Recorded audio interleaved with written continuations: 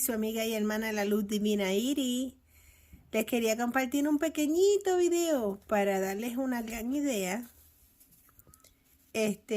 Así se ahorran dinero para las personas que se les hace difícil encender la chimenea. Estos son los rollitos. Estos son los rollitos de papel de toilet. Y entonces yo los lleno con la mota que sale de la secadora. Esto lo pones allí en el mismo medio, si lo pueden ver allí, y eso enciende el fuego de una manera increíble, ¿ok?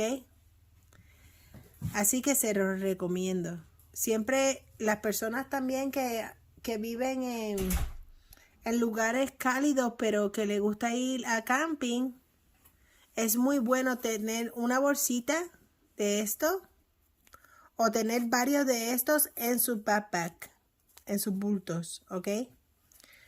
Porque para encender la fogata de camping es genial, súper genial, así que se los recomiendo, ¿ok?